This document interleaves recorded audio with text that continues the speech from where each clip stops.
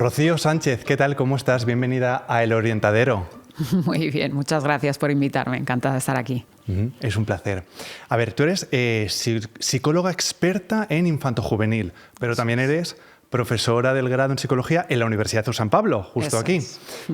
Profesora también en el máster de Psicología General Sanitaria, directora del máster de Psicotraumatología. ¿Me dejo algo? Hay alguna cosilla más, ¿verdad? Hay alguna cosilla más, sí. Soy coordinadora del máster en Clínica y Salud Infanto-Juvenil, que de hecho estrenamos este año, nuestra primera edición. Escúchame, ¿cómo lo haces cuando duermes? No lo sé, yo tampoco lo tengo muy claro. Me gusta trabajar, disfruto mucho y soy una apasionada de la psicología. Luego te pediremos algunos tips. Bueno, muy bien. Hoy venimos a hablar de inteligencia emocional, ¿vale? Está ahora mismo en boca de muchos, pero para ir desde el principio, ¿qué se entiende por inteligencia emocional?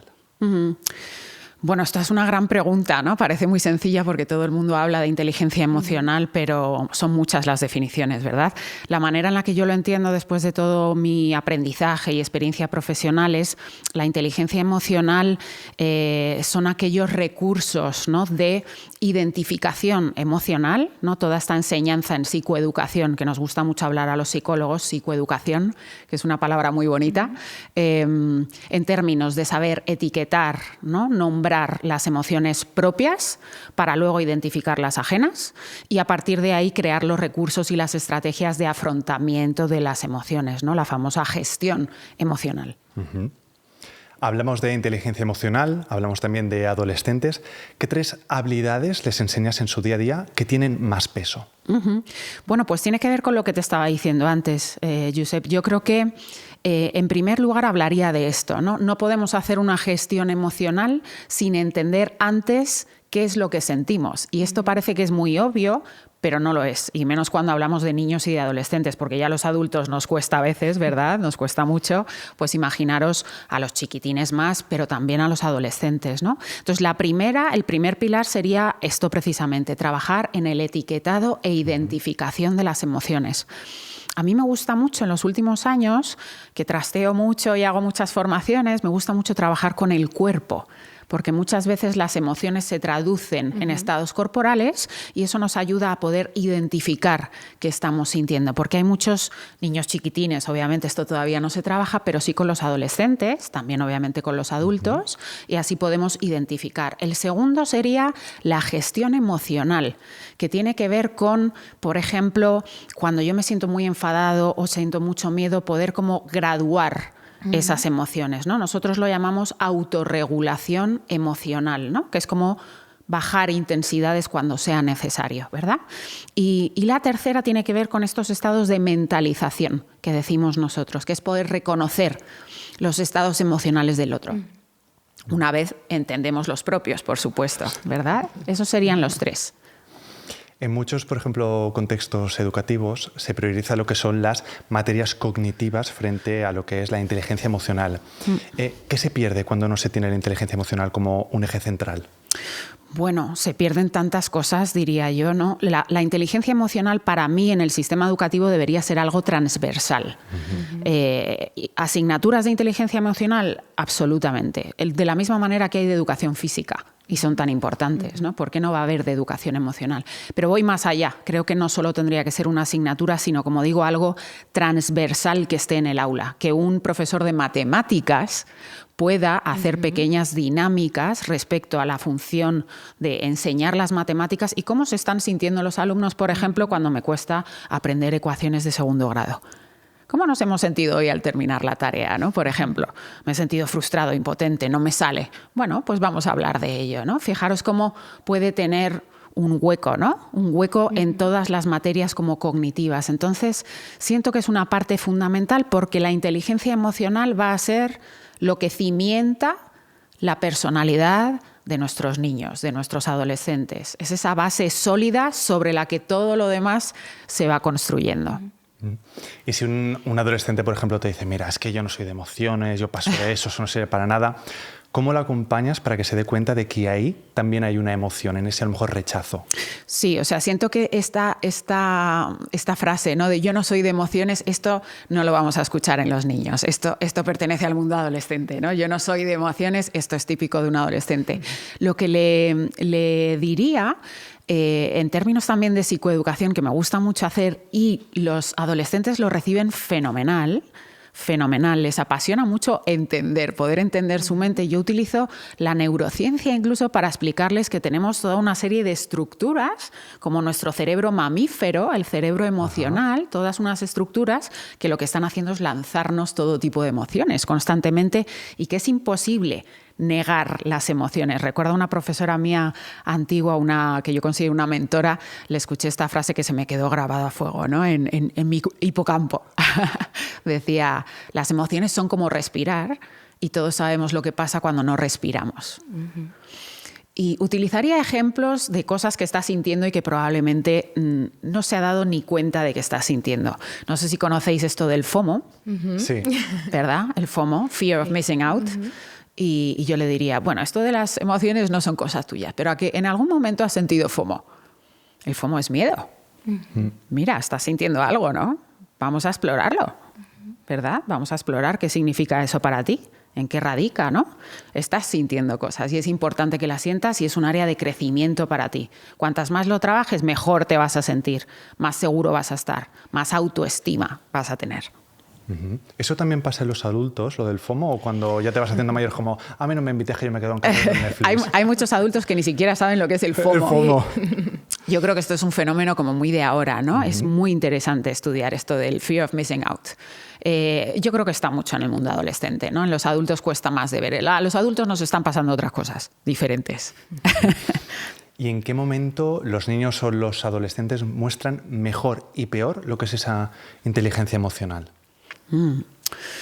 Pues fíjate, me viene, Josep, una experiencia que yo tuve hace años. Estaba trabajando en un entorno público, en un servicio de sanitario, bueno, un perfil mixto sanitario educativo, donde yo trabajaba mucho en centros escolares en estrecha colaboración con profes y con orientadores.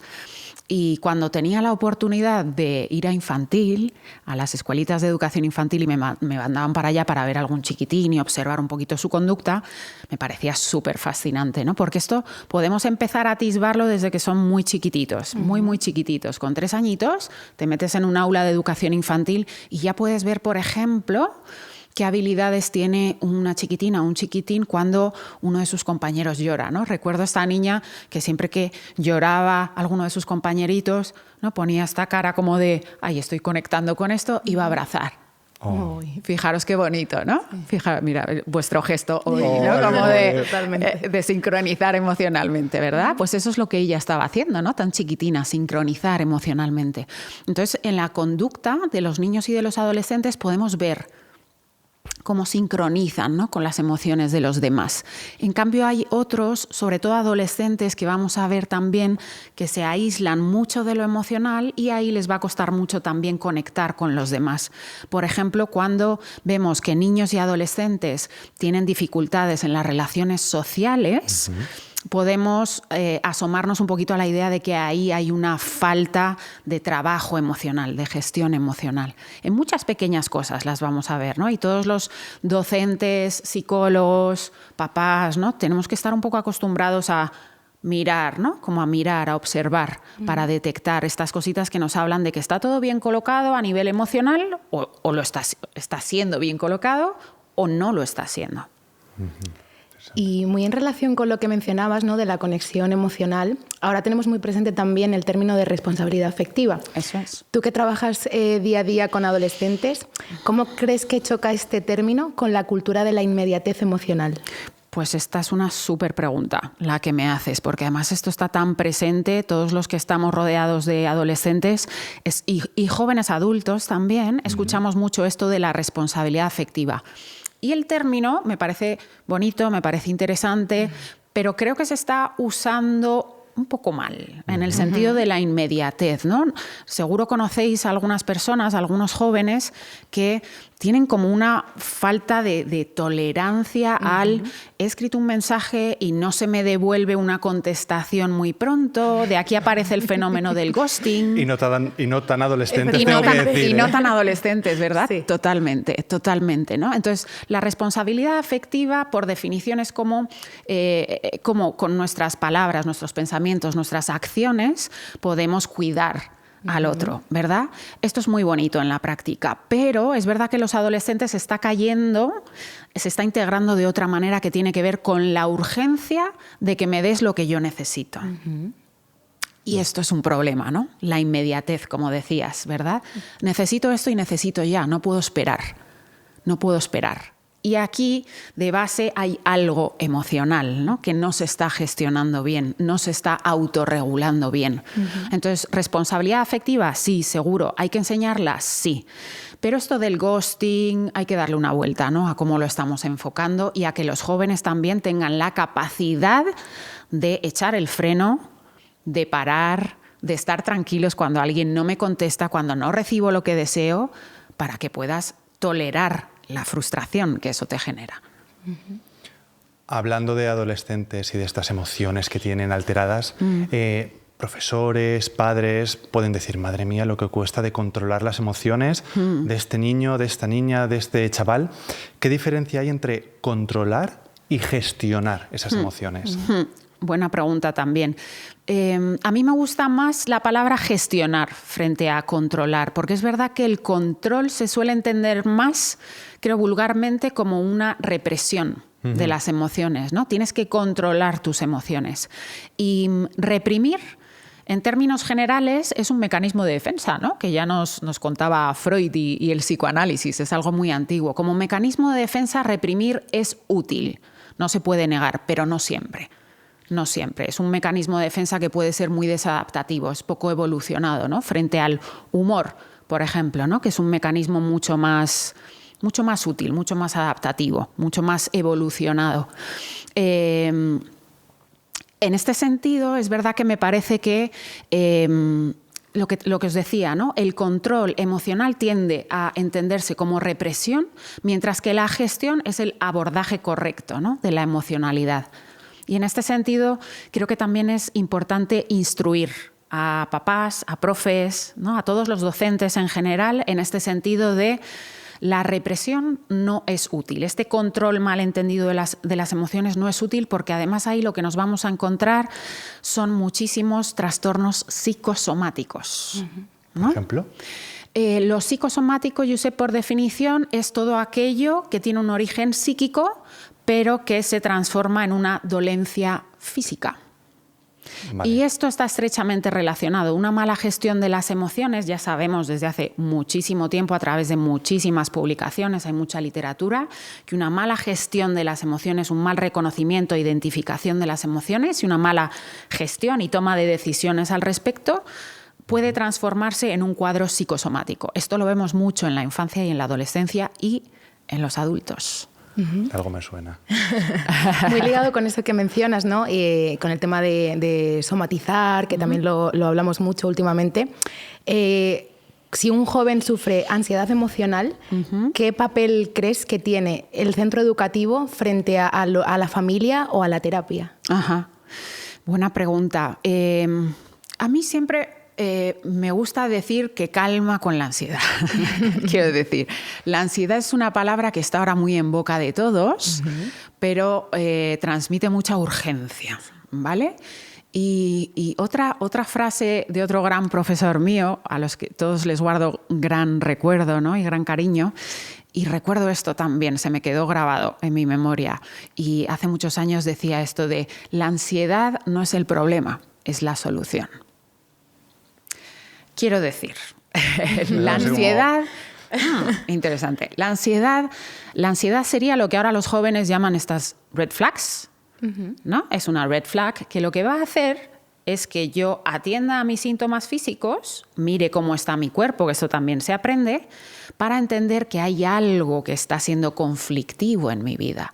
La ansiedad nos puede marcar el camino a entender lo que está pasando en mi contexto familiar, en mi cole, en mi instituto, con mis amigos. Entonces, la ansiedad muchas veces hay que tener como una conversación con ella porque nos va a dar mucha información. Y en este sentido, de cara a los profes y a las familias, diría, calma, calma.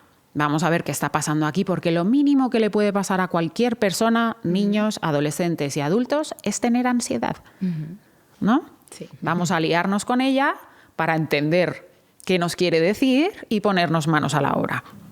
En el caso, por ejemplo, de que un niño explote frecuentemente, ¿cómo controlar? Bueno, controlar no. ¿Cómo enseñarle a gestionar esos ataques de ira?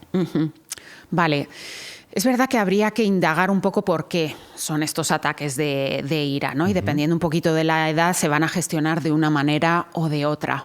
Pero es algo que se encuentra con mucha frecuencia, estas explosiones durante la infancia, y lo estamos viendo también mucho en la adolescencia, ¿no? Y fíjate, estas explosiones, cuando me hablas de explosiones, yo lo que entiendo desde mi experiencia profesional es que debajo de la explosión siempre lo que vamos a encontrar casi siempre va a ser ira, va a ser frustración y va a ser impotencia.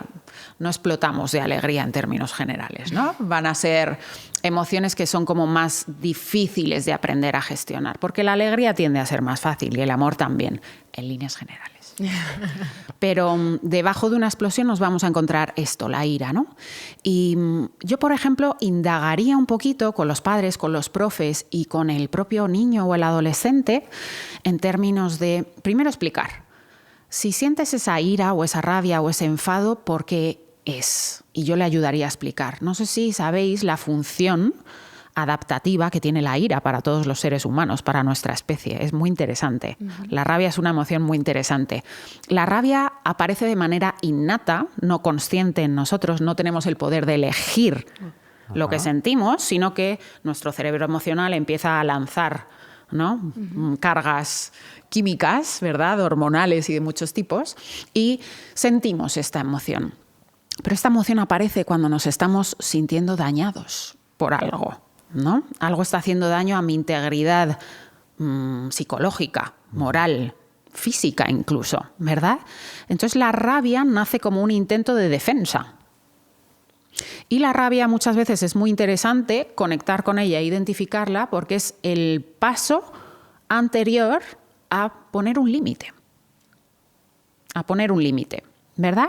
Entonces yo exploraría todo esto primero con el niño, con el adolescente, ¿no? Explicaría toda esta parte psicoeducativa de la rabia y ayudaría a docentes y a papis a entender un poquito esto para que ellos sepan entender que no es algo gratuito, que no pasa porque el niño qué carácter tiene, sino que es reactivo a algo y entre todos se puede descubrir qué está pasando para ponerle remedio. ¿Cómo enseñar una emoción que se puede considerar negativa frente a solo reforzar las positivas? Bueno, me ha gustado ese gesto que has hecho así. Sí, porque más o menos creo que no hay emociones ni buenas ni malas, Eso ¿no? es. Mira. Ese es mi punto de vista. Por eso me ha gustado el entre comillas, eso es. Exacto, ¿no? Es que no podemos entender que hay emociones buenas y malas, positivas y negativas. Podemos entender que hay emociones que son más fáciles, más agradables, el amor, el amor en forma de amistad, ¿no? El cariño, la curiosidad, ¿no? Que nos lleva a conocer, que nos lleva a explorar, ¿no? Eso serían emociones fáciles. Estas emociones en psicología las llamamos que pertenecen a un sistema de aproximación. Nos hacen acercarnos al otro y conectar y vincularnos de una manera bonita y sana. Las negativas, ¿no? Que entrarían en ese paquete, el miedo, la rabia, la frustración, la vergüenza está intermedia, la culpa, ¿verdad? La culpa, que es difícil, la culpa. Estas serían estas emociones negativas, pero cada una de ellas tiene una función. Fijaros, la tristeza, que pertenecería a ese sistema de defensa de estas emociones negativas, la tristeza tiene una función maravillosa, aunque no lo parezca. Pero la tristeza físicamente nos aplana. Nos deja como muy tirados. No sé si habéis visto esta película de Inside Out. La tristeza es el muñeco azulito. Que va así, sí. Va tirada literalmente por los suelos y la alegría le arrastra, ¿verdad? Nos deja así, ¿no? Nos deja en ese estado de anergia, una falta de motivación total. Pero la tristeza está cumpliendo una función de bajar mi energía corporal para que yo me detenga a procesar todo aquello que me está doliendo, por ejemplo, en un duelo. Yo me doy ese tiempo a mí mismo para pensar, para procesar en lo que me está pasando, y la tristeza además cumple una función social muy importante, y es que mi tristeza es un llamamiento a que tú vengas a sostenerme y a cuidarme. Y esto hace que nos conectemos y nos ayudemos. Si lo pensáis, que es lo que decimos cuando perdemos a alguien, ¿no? Cuando ha fallecido algún familiar o alguien querido. Te acompaño en el sentimiento. Te acompaño en el sentimiento. Te acompaño en el sentimiento. Fijaros qué bonito. Y esto lo provoca la tristeza. Entonces, ¿cómo vamos a enseñar solo las emociones positivas? Si esas, en la alegría en general, no sabemos mover todos bien, no es tan necesario. Pero hay que prestar atención a las otras, porque las demonizamos un poco, ¿no? No puedo sentir esto, no puedo sentir esto. Bueno, pero si van a ser tus aliados, fuertes aliados. Quien maneja bien esas emociones defensivas, va a crecer mucho personalmente. Va a ser una persona más segura y con una autoestima bien conservada. Y todo esto en un contexto digital. ¿Cómo enseñar inteligencia emocional cuando parte de los vínculos que generan los adolescentes? Y yo creo que no tanto solo los adolescentes. ¿Cómo les enseñamos esta inteligencia emocional cuando parte de esos vínculos viene dado de las redes sociales, los memes, los emojis? Esta es una gran pregunta también, ¿no? Porque estamos conviviendo con esto y yo creo que a todos los adultos, padres, profes, educadores en general, psicólogos, nos preocupa esta parte, pero creo que ante todo nos toca hacer un ejercicio de dar un paso atrás y coger algo de perspectiva, porque creo que existe mucho en algunas generaciones, la mía, sin ir más lejos, esta idea de cualquier tiempo pasado fue mejor. Y yo no lo siento así. Creo que cada momento social es diferente y que nuestra labor como adultos es intentar dar un paso atrás e intentar entender qué está pasando. Y ahora están pasando muchas cosas. Eso nos lleva mucho esfuerzo, mucha energía y mucho tiempo del que a veces no disponemos. También ese es el problema. Pero necesitamos hablar el mismo idioma que nuestros jóvenes. Si lo hacemos desde nuestra propia posición, desde lo que nosotros hemos aprendido cuando hemos sido jóvenes, no vamos a estar hablando el mismo idioma. Ellos están hablando castellano y nosotros estaremos hablando suajili. Y ahí no va a haber un entendimiento, ¿no? Pero no es que no se creen vínculos emocionales por todo este factor de las nuevas tecnologías, redes sociales, sino que son diferentes. Y tenemos que aprender a entender cómo se están vinculando los adolescentes. Necesitamos hablar su idioma. Pero los vínculos están, son cambiantes, pero nosotros también podemos aprender de ellos. Claro. Efectivamente. Y en este marco, ¿no?, tan digital y de los vínculos diferentes a los que tenemos que adaptarnos, obviamente, si un orientador, que a día de hoy creo que juegan un papel fundamental dentro de los centros educativos, si él tiene 20 minutos con un adolescente, ¿qué herramientas le darías para aprovechar ese rato, ¿no?, sobre todo si el adolescente no sabe cómo se siente? Wow, claro. Es que yo creo que por definición un adolescente no sabe cómo se siente. Raros son los casos, ¿no? ¿Qué le diría a un orientador?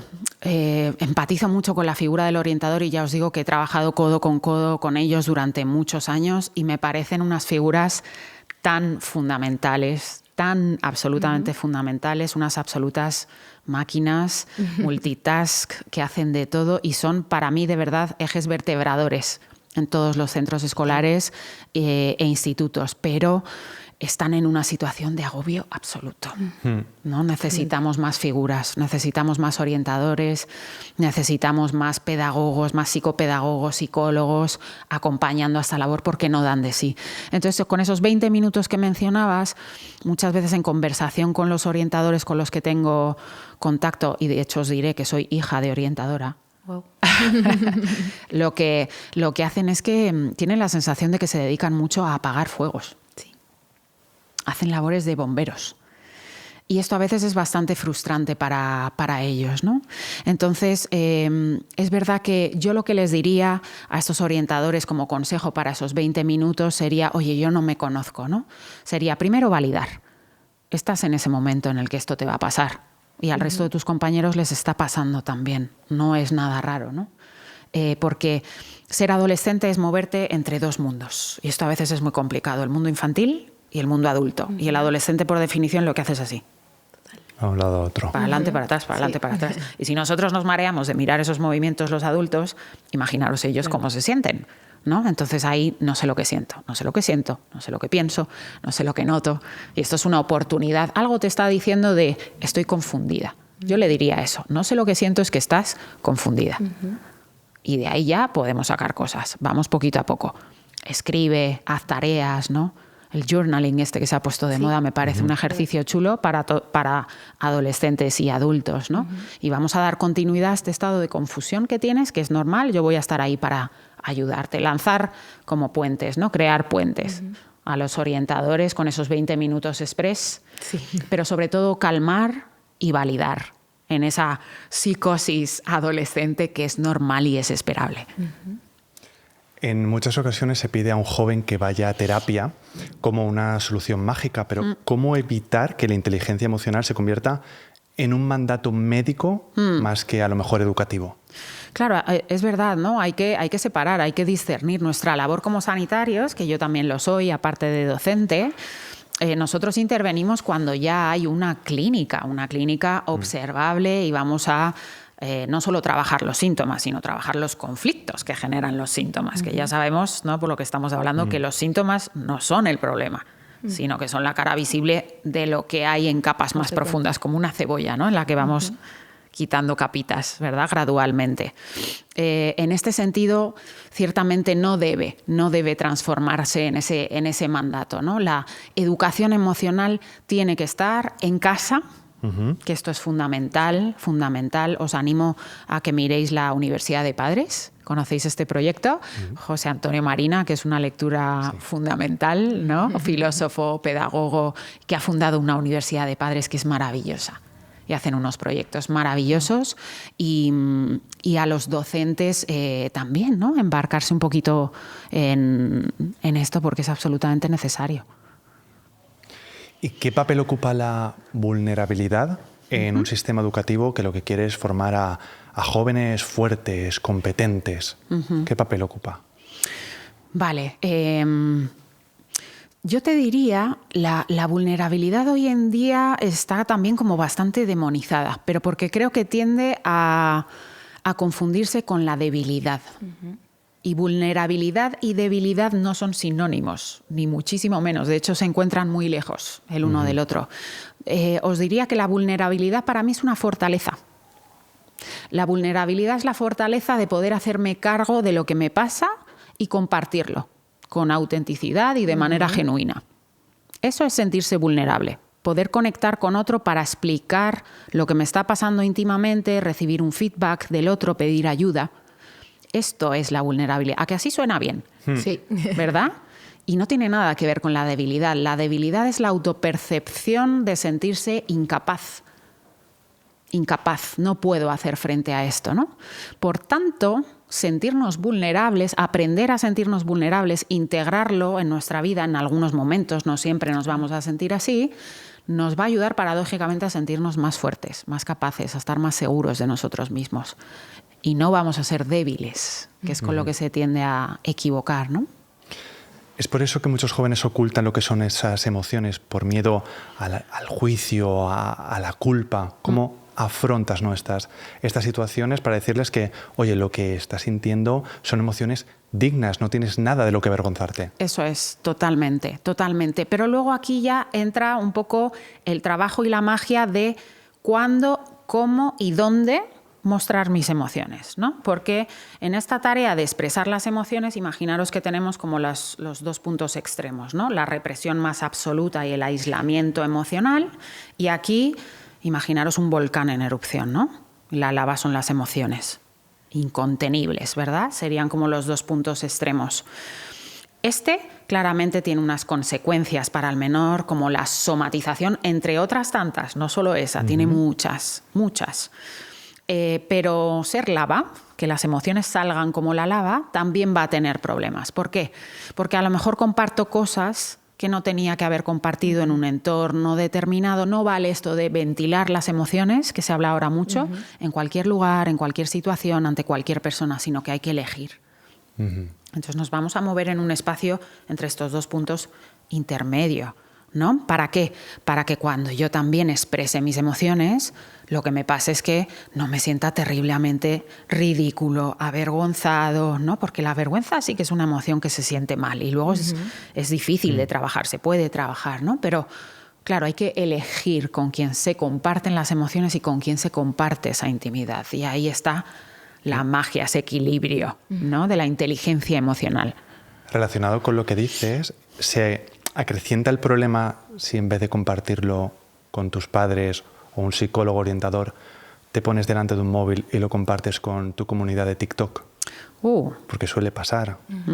Pero ¿cuál es tu pregunta, Josep? Que si lo acrecenta. Exacto, porque muchas veces los adolescentes tienen vergüenza de compartirlo con sus más allegados, como pueden ser sus padres, pero en cambio, frente a una comunidad de cientos o miles de seguidores, son capaces de abrirse. Pero eso, igual a la larga, puede ser un inconveniente, puede ser un problema. Exacto, totalmente. Porque fijaros, ¿dónde estaría, ¿no? en esta recta donde están estos extremos de la represión total y de, ¿no?, volcar mis emociones como si fueran lava, un volcán en erupción, encima, a través de las redes sociales? Esto es muy peligroso. Porque pensemos que no todos los jóvenes tienen ahí solo a sus mejores amigos, que son de confianza, ¿no?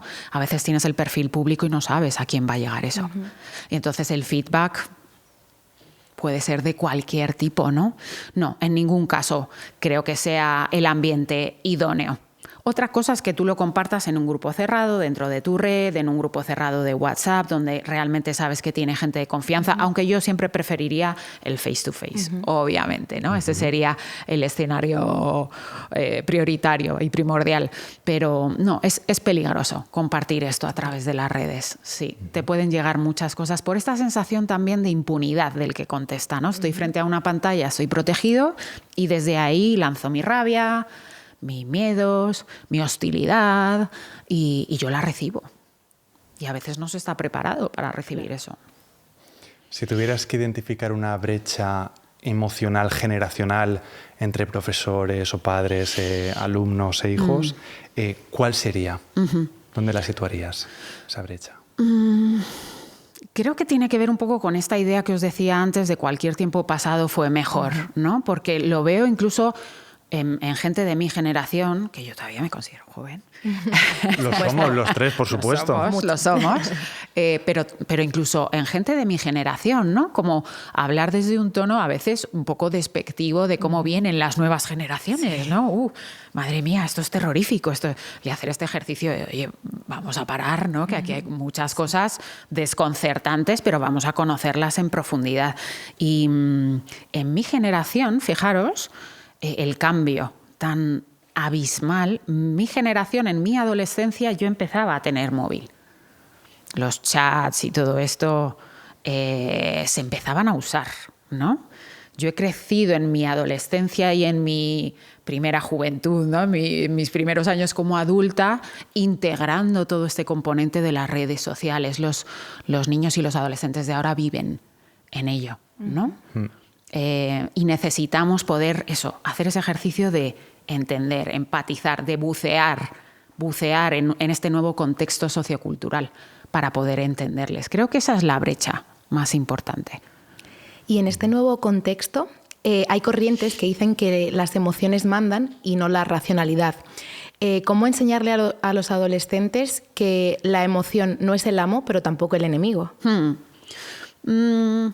Ahí la verdad es que hago un poco de autocrítica con el mundo de la psicología, ¿no? Desde hace muchos años todos conocemos lo que nos ha traído el psicoanálisis, maravilloso, la psicología cognitiva, la psicología conductista, pero a lo largo de las generaciones hemos pasado un poco por este conocimiento de no, lo inconsciente en el psicoanálisis es lo importante, no, los pensamientos en la psicología cognitiva es lo importante, en la psicología conductista la conducta es lo único importante y lo que se tiene que trabajar. Y en este momento está pasando algo que es muy novedoso y muy chulo y muy interesante, que es lo que llamamos la psicología integradora o la psicología integrativa, en la que somos la suma de las partes. Y no puede ser de otra manera. Esto sabemos que es así. Nuestro cerebro, sabemos a día de hoy que está interconectado con todo, las emociones, con los pensamientos, con nuestra conducta, con nuestro cuerpo, con las sensaciones. Somos un todo y debemos entenderlo de esa manera, ¿no? ¿Todos son las emociones? No. Necesitamos nuestro lóbulo frontal, ¿verdad? Nuestro lóbulo frontal es básicamente el que se encarga de tomar decisiones, ¿no? No nos podemos dejar guiar solo por lo que sintamos, por nuestra intuición. Está muy bonito. No, pero hay que integrar siempre lo emocional con lo cognitivo, con cómo pensamos, con nuestra conducta. Es como si fuera un puzzle, ¿no? Donde tenemos muchas piezas y para que veamos la imagen de lo que estamos construyendo necesitamos todas las piezas, porque si no vamos a tener una imagen parcial. ¿Por qué vamos a quedarnos con la mitad del puzzle? ¿Para qué? ¿Qué sentido tiene? Queremos todas las piezas, ¿no? Y una parte importante, un sector importante de esas piezas del puzzle es la inteligencia emocional, pero no es todo. No parece fácil, lo que has dicho, lo de integrar todas las partes. No lo es, pero estamos en ello. Estamos en un momento muy interesante a nivel de ciencia y de cómo se aplica esa neurociencia a la educación, a la psicología, a la psicoterapia. Estamos en un gran momento. Pues ahora viene otro gran momento en esta charla, en esta conversación, y es que queremos jugar como un juego, ¿no? Un roleplay. A ver, Noelia, cuéntanos. Vale, eres la invitada a una sesión con alumnos de 14 años, ¿no? En secundaria. Y uno se levanta y dice, mis padres me piden que controle mis emociones, pero cuando lo hago me dicen que soy duro o que soy muy frío. ¿Dónde está la medida? Eso preguntaría, ¿no? Entonces, ¿cómo le respondes en ese instante para invitar a todos los alumnos a entender, reflexionar y no reprimir lo que veníamos hablando antes? Fíjate, ¿no? Es interesante lo que plantearía este chico. Yo lo primero que me nace como pensar es qué significa que tengo que controlar mis emociones. Es decir, cuál es la expectativa de mis padres, porque ahí hay una consigna que no está siendo muy clara, ¿no? ¿Qué es lo que tengo que controlar? ¿Qué emociones? ¿Cuáles sí? ¿Cuáles no? ¿En qué momento? ¿Qué significa controlar para vosotros? Creo que yo aquí lo que haría sería, invitaría a este chico y a los alumnos a tener una conversación con esos padres. ¿Qué quieres decir cuando me pides esto? Porque lo estoy dando por hecho, filtrando algo que ni siquiera tengo muy claro.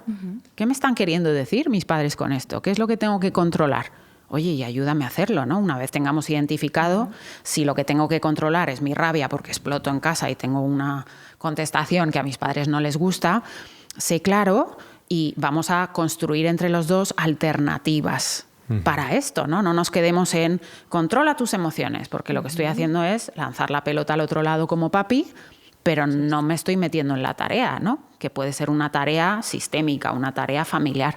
Así que yo le invitaría, sin duda, a preguntar, ¿qué me estás queriendo decir con esto? Buena pregunta. Para clarificar, sí, sin duda.